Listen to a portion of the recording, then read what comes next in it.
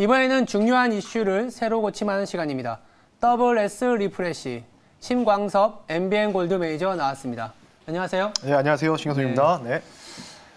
사실 우리 증시가 오늘 출발할 때는 아주 강하게 움직였다가 네. 점심시간 지나면서 코스닥은 좀 하락 전환한 것 같고 코스피도 상승폭이 상당히 좀 줄어드는 상황입니다. 일단 포인트 한번 짚어주세요. 위드 코로나라고도 하는데 네네. 요즘 최근에 이런 얘기 했더라고요. 어떤 얘기? 위드 헝다. 위드 헝다. 네, 그래서 그런 식으로 또 언론 보도들이 나오고 있는데 네네. 그와 비슷한 영향을 좀 받고 있다고 좀 보시면 좋을 것 같아요. 30일 날이 이제 대망의 또 일정이 있다 보니까 그렇죠. 그런 부분 때문에 조금 이제 이머징 마켓 쪽에서 우리나라 증시 자체가 거의 잣대라고 볼 수 있는데 네. 그런 부분에서 지금 중국 영향을 좀 받는 듯한 모습을 좀 보이고 있고요. 마찬가지로 항생도 굉장히 좋은 출발을 보였었습니다. 근데 네. 항생의 이런 그러니까 중국 시장의 힘이 조금 약해지면서 가지 좀 돈반적으로 좀 상승폭을 일부 반납하고 있다라고 좀 보시면 좋을 것 같고요. 예. 그래도 다행인 거는 상승하는 종목들의 수가 좀 더 많은 이런 부분들이 그래도 저는 다행이라고 좀 보시면 좋을 것 같고 아마 이제 일정이라고 보기보다는 조금 이제 이런 분위기가 형성이 되는 것 같아요. 외국인들도 아직까지는 이 현물 시장에서 대량으로 들어오는 모습은 아직은 보이지 않고 이 주식 선물, 그러니까 선물 포지션 가지고 계속해서 왔다 갔다 하는 모습을 보이고 있기 때문에 조금 불확실성이 좀 남아있는 것 같습니다. 진영전 리스크도 있지만 미중 관련된 부분들, 쿼드 국가 회담도 지난주에 했었죠. 관련된 부분들 좀 보셔서 어느 정도 수급 자체로 보면은 조금 눈치 보는 장세가 이번 주 후반까지는 계속 이런 식으로 전개될 가능성이 있다라고 좀 보시면 좋을 것 같고요. 그래서 네. 저는 오히려 지금 한번 일전에도 우리 앵커님하고 얘기를 했었는데 네. 저는 9월 30일 날 요때를 좀 조심해야 된다라고 계속 말씀드렸거든요. 그래서 그 전후가 조금은 조심해야 된다라고 좀 볼 수 있기 때문에 그 일정이 좀 있죠. 헝다 관련된 이슈도 있고 그리고 미중 관련된 부분도 있고 여러 가지가 또 있습니다. 그리고 부채 한도 관련된 부분도 좀 이슈도 아직은 가셔야 되는 분위기가 아직 아니겠지만 그 부분이 후반부터 좀 나올 가능성이 있다라고 좀 보시면 좋을 것 같기 때문에 네. 그 정도로 좀 정리해드리면서 눈치 보기 장세 공감하시는지 혹시 눈치 보기 장세가 일단 분기 말이고 네, 그렇죠. 분기 말인데다가 실적 시즌을 앞두고 있는 상황 거기다 말씀하신 것처럼 네. 미국에서만 해도 부채 협상이라든지 예산안 통과 많더라고요 일정들이. 네, 너무 많아요. 그리고 월말 월초에 경제 지표까지 있기 때문에 눈치 보기라고 얘기할 수밖에 없는 상황인 건 맞는 것 같아요. 오늘 시장도 그렇게 움직이고 있고요. 그렇다면 이제 새로 고침으로 넘어가기 전에 투자 식스팩을 담당했던 강성화 아나운서 합류했습니다. 네, 안녕하십니까. 안녕하세요. 다들 주말 잘 보내셨죠? 네, 너무 잘 보내고 왔습니다. 알겠습니다. 일단 첫 번째 새로 고침을 좀 넘어갈 텐데 아까 이제 투자 식스팩에서도 다뤘었던 내용이에요. 진짜 거침이 없습니다. 그러니까 사실 국제 유가뿐만이 아니고 모든 원자재들이 너나 할 거 없이 천장이 뚫린 듯 올라가고 있는데 지금 WTI 기준으로는 52주 신고가 거의 $70 중반까지도 올라갈 기세입니다. 유가 관련주를 지금 담아봐야 될 것 같은가요? 지난번 계속 얘기를 말씀드리고 있는데 장기적으로는 계속 우상향할 수밖에 없는 구조가 지금 형성이 되어 있다라고 한번 말씀드렸잖아요. 유가 관련주라고는 오늘 주제가 되어 있지만은 다른 이제 에너지 관련주, 에너지들도 마찬가지라고 좀 보시면 좋을 것 같아요. 네. 지금 한번 보니까요. 지금 유럽이 지금 엄청 난리라고 합니다. 특히 영국에서도 지금 엄청 난리가 나고 있다고 하는데 실제로 한번 뉴스가 나온 게 지금 국제 에너지 기구에서 발표를 지난주에 했었는데 일단 지금 유럽에서 스페인 도매용 전기료가 지난해 대비해서 3배 넘게 올라갔다. 그리고 두 번째는 이제 독일, 프랑스, 이제 유럽을 대표하는 이제 제조업 국가가 사실 독일이지 않겠습니까? 이 독일도 마찬가지로 36%, 프랑스는 48% 상승 나오고 있고요. 조금 놀랬던 거는 영국의 전기료 상승세가 엄청난 지금 상승 탄력을 보이고 있는데 작년 딱 이맘때쯤에 이 단가가 47유로였다예요. 47유로였는데 현재는 331유로.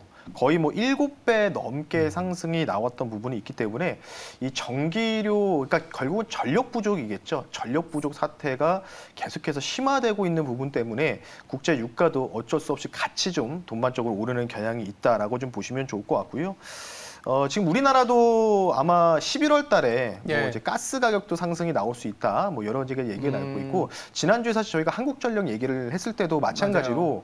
올해는 그래도 전기료 인상 없지 않을까요?라고 이제 넘겼었잖아요. 근데 또 얘기가 나오고 있답니다. 내년에 추진할 얘기들이. 그래서 그런 부분으로 인해서 어쨌든 유가라는 게 큰 틀에서 이 에너지 중에서의 가장 대장 역할하는 이 지표이기 때문에 유가 상승이 계속해서 치고 가는 이제 신고가 52주 신고가까지는 한 최고점 기준으로 한 1.3불 정도가 남아있는 상황입니다. 지난번에 이제 76.97달러였는데 거의 지금 오늘 한 75.4불까지 치솟는 배경이 있었기 때문에 일단은 뭐 신고가는 제가 볼 때는 돌파는 나올 것 같고요. 이번 주 안에 돌파가 나올 것 같고 그 부분들이 계속해서 이어질 가능성은 저는 연말까지는 예정이 되어 있지 않을까 이렇게 좀 말씀 한번 드려보겠습니다.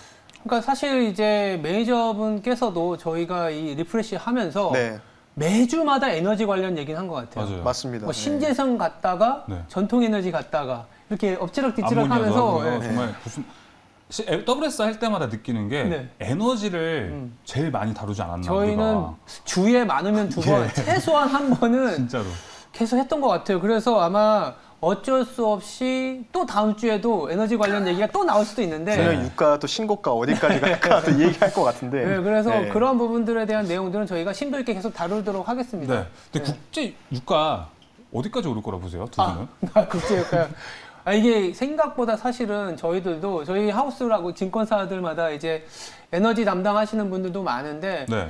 사실 굉장히 놀라워하고는 있어요. 왜냐하면 이게 공급에 의한 상승이지 수요에 의한 상승이냐 그러면서 수요가 부러질 수도 있기 때문에 공급이 너무 가팔라지면 네. 그렇게 가지 못한다라는 분위기였는데 어느새 이제 외사 뭐 가장 유명한 하우스가 골드만삭스 아니겠습니까?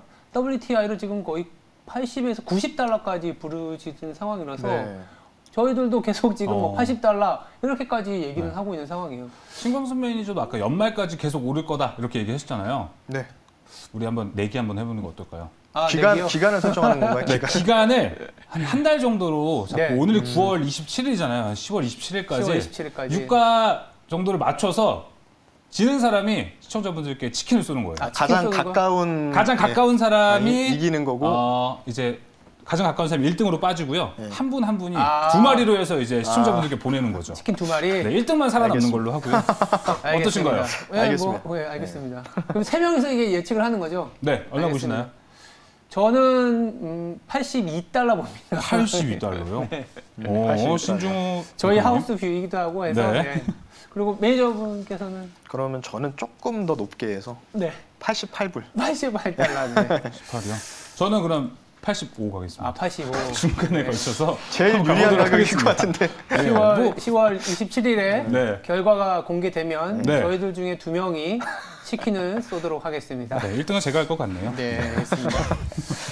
이제 뭐 유가 얘기를 했는데 사실 이제 유가뿐만이 아니고 정제 마진도 상당히 오르고 있어요. 뭐 중국 영향도 있다 하고는 있지만 최근에 생각보다 정유주들이 나쁘지 않거든요. 물론 배당 이슈도 있긴 하겠지만 정유주도 어떻게 지금 계속 봐야겠죠? 이게 단기적으로 보시면 안 될 것 같아요. 단기적으로는 이게 뭐 아니고. 중간에 이제 좀 이렇게 어찌 보면 소음이라고 계속해서 말씀드리는데 중간에 이제 또 소음이 발생하면서 주가 자체가 좀 추세적인 하락이 나올 수 있습니다. 추세 상승은 나오되 네. 그 안에서의 좀 잔파동에서 하락이 좀 나올 가능성이 있는데 그러니까 지금 전반적으로 뭐 정유, 뭐 석유, 화학 쪽도 전반적으로 지금 화학 업종들도 이제 다시 또 분위기가 좋아지려고 하는 분위기가 나오고 있는데 일단은 뭐 제가 잠깐 준비한 자료를 보면서 왜 유가라든지 이런 부분들이 계속 올라가는지 잠깐 보면서 말씀드리겠습니다. 네. 요거 이제 화면에 나오는 게 바로 이 태평양 그 온도거든요. 태평양 온도의 이 100m 지점까지 해수면 온도를 측정한 건데 여기 가까이 좀 보시면은 급격하게 좀 하락으로 좀 나오고 있지 않겠습니까? 네. 요때가 지금 그러니까 결국은 이 태평양의 이 바다의 온도 자체가 계속해서 떨어지게 하강으로 잡히게 된다면 어쩔 수 없이 이번 겨울이 굉장히 추울 수밖에 없다는 반증이 나올 수밖에 없거든요. 그러니까 지금 보시면 이게 나중에 한번 제가 시간을 내서 무료 방송할 때 한번 제가 요거랑 국제 유가의 상관관계를 한번 말씀드릴 텐데 온도가 올라갈 때마다 유가 가격이 안정화되는 부분이 있습니다. 물론 이제 2014년도에 미국에서 전략 그 비축률을 좀 풀어가지고 좀 안정화가 됐지만 지금 겸사겸사 좀 어느 정도 맞아떨어지고 있거든요.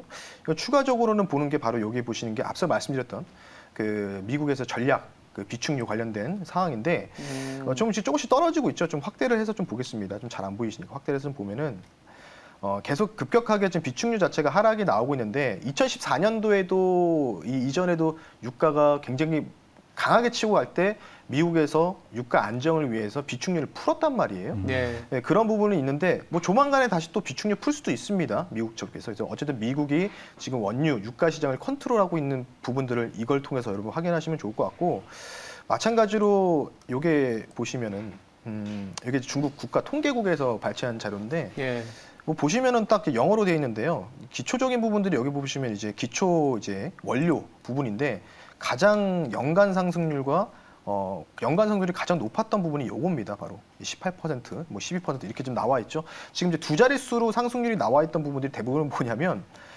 에너지 관련 업종들이에요. 에너지 관련 원자재들 그리고 에너지를 통해서 추출할 수 있는 원자재들 이 물건들이겠죠. 그런 부분들이 26%뭐 이렇게 쭉 지금 두 자릿수로 좀 상승률이 나오고 있기 때문에 오히려 제가 지금 이 화면을 보여드리는 이유는 유가 상승이 나오게 되면은 전반적으로 이제 인플레 얘기도 나올 수 있고 여러 가지가 있겠지만 정유화학 특히 이제 중국 같은 경우에는 공정 자체를 이제 석탄 공정으로 하는 부분들이 있겠죠. 근데 우리나라는 석유 공정을 주로 진행을 하고 있지 않습니까? 그래서 통상 이런 얘기가 있어요. 석유 마진 관련된 부분들, 석유 가격이 지금 유가가 비싸지면은 마진이 별로 안 남는다. 뭐 얘기가 나올 수도 있는 부분이 있거든요. 근데 조금 다르게 생각하면은 오히려 판매 단가가 좀 올라갈 수 있는 부분들이 좀 존재할 수 있거든요. 결국은 이게 만약에 앞서 우리 앵커님도 수요와 공급에 봤을 때는 통계적으로는 아직 수요는 그렇게 급격하게 많이 올라오는 분위기는 아닌데 공급이 지금 많이 줄어든 상황이지 않겠습니까? 재고수 관련된. 근데 만약에 이 분위기가 갑작스럽게 역전이 되는 현상이 나온다. 수요 부분들이. 그런 부분이 나오면은 당연히 우리나라 같은 경우에는 이제 석유 공정 위주로 하는 이 화학주들이 좀 대거적으로 상승 나올 수 있기 때문에 정유화학도 좋을 것 같아요. 정유화학도 좋지만 정유화학도 이제 정유주, 뭐 SO라든지 GS 이것도 좀 오늘 좀 천천히 좀 올라가고 있는데 지금 롯데케미칼이나 뭐 금호석유, 뭐 여러 가지 이제 석유화학 쪽을 좀 담당하고 있는 이 회사들 자체도 이 판매 단가 인상에 대한 기대감들, 요것 때문에 조금 좀 상승이 좀 나오고 있기 때문에 요게 저는 개인적으로 조금 이제 좀 추세 상승이 시작되지 않을까 이렇게 좀 조심스럽게 생각을 하고 있기 때문에 그 관련된 부분도 한번 설명을 드렸고요. 그러면 당연히 우리 앵커님의 또 의견도 한번 들어봐야 되겠죠. 뭐 기본적으로 뭐 에너지와 관련된 거는 뭐 저희가 뭐 우스갯소리로 한 달 동안의 상승을 점친 만큼 이제 뭐 재고 평가 이익도 들어오고 배당도 이제 높기 때문에 괜찮은 전략인 것 같고 사실 또 천연가스 가격이 워낙 가파르게 올라가다 보니까 이제 ECC에 대비한 NCC 우리나라 화학업체들의 매력도가 높아진 건 사실이거든요. 그런 부분들이 지금 시장이 워낙 살 거 없다라는 논리들이 많아진 상황에서는 대안이 되지 않겠냐라는 생각은 하고 있습니다. 그렇다면 간단하게 유가 관련된 이러한 이슈들에 대한 기준, 리프레시 기준 한번 말씀해 주세요. 뭐 일단은 앞서 말씀드렸던 그 태평양 온도가 이제 다시 한번 상승으로 가는지 상승으로 가면 기후 자체가 좀 따뜻해지는 거거든요. 그 부분들이 계속 지속 여부를 여러분들 관찰하실 필요가 있다고 보시면 좋을 것 같고 조금 다른 기준점을 좀 말씀드리겠습니다. 10년물 채권 수익률, 이 변화가 아주 중요할 것 같은데 어쨌든 지금 채권 수익률이 이제 지난주 이제 금요일 기준으로는 미국 시장에서는 이제 또 한번 단기 고가를 갱신하고 지금 약간 조금 1% 정도 눌리고 있거든요. 근데 이 분위기가 만약에 1.5, 1.6 정도를 치고 가는 모습이 보일 때 통상 이제 주식 시장에 또 이제 좋은 모습들이 보이는데 이 10년물 채권 수익률이 올라갈 때 오히려 이제 주식시장은 좋을 수도 있지만 오히려 원자재 가격 시장도 좀 요동을 칠 수 있는 가능성도 있어 보인다고 좀 볼 수 있기 때문에 만약에 10년물 채권 수익률이 만약에 1.5와 1.6 이렇게 좀 치고 가는 모습이 이전제 올해 3, 4월, 5월처럼 치고 가는 모습이 나올 때 그때 이제 원자재 가격들이 전반적으로 상승이 크게 한번 나왔었거든요. 그래서 10년물 채권 수익률이 아무래도 저희가 볼 때는 국제적으로는 기준이 될 가능성이 상당히 농후하다라고 말씀드리고 싶기 때문에 기후변화 그리고 10년물 채권 수익률의 상승 여부도 여러분들이 한번 지속적으로 한번 관심 있게 보시면은 어느 정도 내가 여기서 포트를 어떻게 담아야 될지가 아마 힌트가 얻어질 수 있는 기준이 되지 않을까 싶습니다. 알겠습니다. 일단 기후변화의 아주 중장기적인 이슈이고 단기적으로는 10년물 금리를 좀 보자라는 얘기였고요. 그렇다면 이제 두 번째 새로 고침으로 좀 넘어가 볼게요. 최근에 이제 삼성전자 얘기를 하면서 반도체 얘기를 할 것 같은데 외국인이 조금 사고 있어요. 그래서 외국인이 좀 돌아온 그 배경에 대해서 한번 짚어볼까요? 이게 일단 뭐 한 9월 5일부터 디레임 익스체인지 가격이 조금 완만하게 하락으로 쭉 빠지다가 천천히 우상향하면서 많이 올라가진 않았어요. 아직은. 그렇죠. 근데 약간 좀 이런 식으로 좀 올라가고 있는데 뭐 그에 대한 영향이 좀 있다고 보시면 좋을 것 같고 최근에 또 삼성전자에서 이 플립폼이죠. 폴더오프 관련된 부분들, 뭐 제트 플립이라고 하죠. 네. 그 관련된 스마트폰 매출도 상당히 기대가 된다라는 부분도 있고요. 실제로 주변에서 또 제트 플립 쓰시는 분들도 많이 있으시더라고요. 봐도 딱 정말 잘 만들었다, 뭐 이렇게 표현할 정도로 그런 부분이 있기 때문에 어느 정도 스마트폰 관련된 이 출하량, 이 판매량이 어느 정도 증가할 가능성이 있고 그리고 뭐 올해 70조 찍을 수 있다라는 또 소식도 좀 나오고 있다 보니까 그런 부분으로 조금 이제 삼성전자 같은 경우 저는 이제 과대 낙폭으로 봤거든요. 7만 원 정도 초반까지가 떨어진 게 과대 낙폭으로 봤기 때문에 어느 정도 싼 가격에 뭔가 지분을 좀 늘려가려는 외국인들의 좀 의도가 좀 담겨지지 않았나 싶은데 오히려 저는 이제 그래서 지난주 제가 너무 많이 얘기해가지고 삼성전자가 과연 외국인들이 사니까 8만 원이 다시 넘어갈 수 있을까요? 저희들은 사실 이제 한번 저희도 챙겨봤어요. 그러니까 저희 하우스 뷰도 있고 저도 이제 전략하는 입장에서 삼성전자를 외국인이 왜 살까 대사도 또 만들어봤는데 예전에 이제 보고서로도 한번 말씀을 드렸는데 이제 국채 수익률 얘기했잖아요. 국채 수익률이 급하게 올라갈 때는 이머징 쪽에서 안 좋은 약한 고리들은 자금이 이탈하는 경향이 있더라고요. 그래서 소위 말해서 이머징에서의 피난처 역할로도 삼성전자가 했었다. 그래서 그런 어떤 국채 수익률이 가파르게 올라갈 수 있다는 거에 대한 뭐 리스크 헤지 수요가 패시브 자금 쪽에서 좀 들어온 것 같고 두 번째는 우리나라 원달러 환율이 막 1180원, 1170원 이렇게 올라갔었잖아요. 그래서 3분기 실적이 생각보다 좋을 것 같다. 환율에 의한 어닝 서플라이즈 실적이 굉장히 좋을 가능성이 내비친다라는 것들이 좀 맞물려서 좀 있으면 한 2주 있으면 또 삼성전자 3분기 가이던스 발표하지 않습니까? 실적. 그거를 본 단기적인 흐름이지 않을까라는 조심스러운 전망을 합니다. 그래서 아주 중기적으로는 사실은 저희들은 디램 가격이나 메모리 가격이 조금 하락 전환할 가능성이 있기 때문에 지금은 좀 뭐 짧게 보면 보름 동안에 그런 실적에 대한 베이스로 올라가는 그런 국면이지 않겠냐라는 생각을 좀 가져봅니다. 어떻게 보세요? 뭐 8만 전자 복귀할 것 같으세요? 복귀는 할 것 같습니다. 저는 복귀는 하되. 근데 저는 약간 이제 한 10월까지는 국내장을 조금은 어렵게 좀 보고 있거든요. 그러니까 실제로 그래서 8만 원을 복귀는 하는데 7만 원 후반에서 계속 그 박스권의 흐름을 좀 견지할 것 같고요. 앞서 우리 앵커님께서 잘 또 짚어주셨는데 이제 혹시나 몰라서 한 번 더 설명을 드리지만 패시브는 이제 이 지수 상승률을 쫓아가는 이 투자를 얘기하는 거고 액티브는 지수 상승률 대비해서 더 높은 수익을 좀 보장받기 위해서 좀 종목을 잘 골라서 선별하는 작업을 패시브라고 하는데 액티브라는데 지금 저도 패시브라고 좀 보고 있어요. 그래서 이 패시브 자금들이 그러니까 액티브 자금이 사실 실제로 지금 전 세계를 주도하는 자금은 액티브가 거의 없다고 저는 알고 있거든요. 통상 이제 패시브 쪽에서 통상 많이 좀 진행하고 있고 대표적인 이제 블랙록이나 뱅가드 같은 이제 자산 운용사기 때문에 그쪽에서 조금 이제 좀 안전자산이라고 생각해야 되나요? 뭔가 이게 채권 쪽을 사실 채권 수익이 좀 역사적인 이 부분들이 있었기 때문에 채권 가격 자체가 그래서 그에 대해서 좀 해지 전략을 걸어놓기 위해서 뭐 이것 말고도 되게 신기했던 거는 중국의 시가총액 1위 종목이 그 기준 못해주라는 그 음료, 술 음료 회사거든요. 맞아요. 그 회사도 지금 최근에 지난주부터 하락 나온 다음에 삼성전자처럼 계속 외국인들이 들어오고 있어요. 그래서 아마 이머징 마켓 쪽으로 대형 종목들 위주로 조금은 해지 전략을 가져가기 위해서 안정적인 수익을 좀 보기 위해서 좀 이쪽으로 좀 들어오는 모습이 나오고 있기 때문에 8만 원 다시 넘어가야 되겠죠. 당연히 좀 당연하다 생각하고 있어서 그런데 중요한 거는 8만 원에서는 조금 멈추되 10월 달만 혹시 삼성전자 주주분들 계시면 제 개인적인 의견을 좀 말씀드리면 11월, 12월부터 제대로 된 상승이 좀 본격화되지 않을까 이렇게 좀 생각을 하고 있기 때문에 10월 달만 조금 박스권 좀 장세 예상한다라고 좀 말씀 한번 드려보겠습니다. 그렇다면은 일단 투자 대안 업종으로는 뭐 단기적으로는 가능하지만 우리가 10월까지 봤을 땐 좀 약간 힘은 부족하다 이렇게 지지부진할 수 있다는 거겠죠. 왜냐하면 이게 마지막 질문이었는데 리프레시 기준이 저는 이제 투자 대안이 될 수 있을까 이렇게 물어보려고 했거든요. 근데 이미 매니저분께서 다 말씀을 해주신 것 같습니다. 이게 최근에 이제 외국인들이 삼성전자를 사다 보니까 워낙 수급적인 분석들을 많이 하시잖아요. 그래서 드디어 진바닥 아냐 이런 생각이 들 수도 있는 타이밍이어서 한번 다뤄봤습니다. 네, 과연 이제 삼성전자를 이제 10월 말 이제 11월 얘기했는데요. 마침 또 맞물리는 게 저희가 아까 했던 유가 내기 시간도 맞물리거든요. 맞습니다. 이 시점과 해서 한번 삼성전자의 흐름도 같이 보면 너무 좋을 것 같습니다.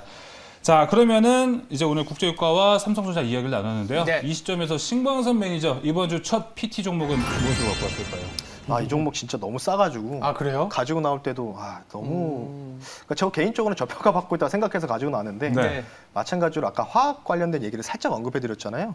종목을 좀 말씀드리겠습니다. 네 글자입니다. 극동유화라는 종목 한번 실시간으로 소개를 시켜드리겠습니다. 코드번호 014530이고요. 극동유화를 한번 말씀 한번 드려볼게요. 이 회사 같은 경우에는 뭐 딱 뒤에 사명에서 모든 게 설명이 되고 있죠. 화학 쪽이라고 좀 보시면 좋을 것 같고. 모든 유화 제품, 기초적인 유화 제품을 공급하고 있고요. 그리고 윤활유 사업까지 좀 병행하고 있는데 이 회사를 좀 바라보는 관점이 이제 최근에 제가 이제 대한유화라는 종목으로 좀 스치면서 상한가는 프로그램에서 수익률을 좀 재미를 좀 봤었는데 두 번째 타겟은 극동유화가 되지 않을까 이렇게 좀 생각을 하고 있고요. 윤활유를 보는 게 이제 국제 회사기구죠. IMO에서는 계속해서 지금 작년부터 윤활유 기반으로 된 부분들을 추진을 하면서 전반적으로 선박들, 그러니까 해운 쪽에서 이제 운영하고 있는 선박들을 어느 정도 윤활유 제품을 많이 써라고 권고를 지금 하고 있습니다. 강제적으로. 그래서 이게 제가 알기로는 2023년 정도에는 이제 모든 선박들 2023년까지는 윤활유로 탈바꿈을 해야 되거든요. 관련된 부분이라고 좀 보시면 좋을 것 같고요.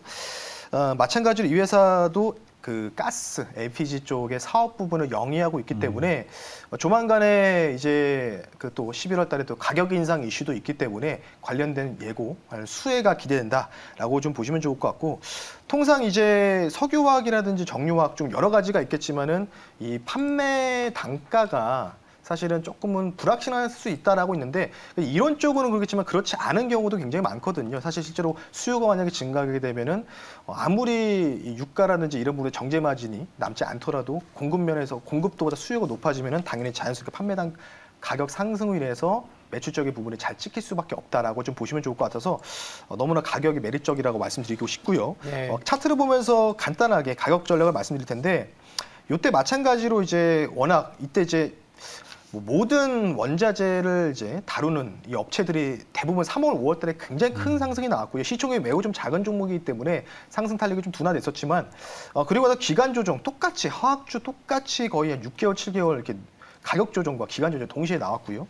그런 상황에서 여기 보시면은 최근에 요 날이죠. 9월 16일 날 윤활유 사업 관련된 이슈가 부각이 되면서 거래량이 좀 이제 동반이 됐거든요.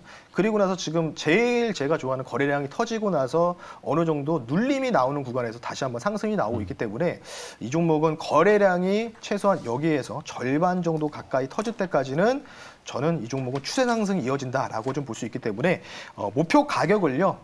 조금 높게 보겠습니다. 6,000원까지 목표 가격을 좀 볼 수 있도록 하고요.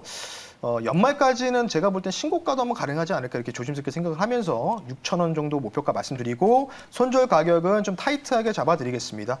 4,250원 선으로 좀 말씀드릴 테니까 최근에 이제 뭐 9월 30일까지는 좀 시장이 좀 괜찮을 것 같은데 그 이유가 조금 시장이 좀 저는 조금 보수적으로 봐야 된다고 생각해서 혹시나 이 기간을 설정해 뒀을 때 이번 주에 한번 여러분 승부 볼 수 있는 종목 극동유화라는 종목을 여러분 관심 있게 보시면서 가격 전략 참고하시면 좋겠습니다. 네, 극동유화 목표가 6,000원, 손절가 4,250원 이렇게 제시했습니다. 알겠습니다. 신광섭 PT 종목 극동유화였고요. 두 분은 내일 뵙도록 하겠습니다. 감사합니다. 네, 감사합니다. 감사합니다.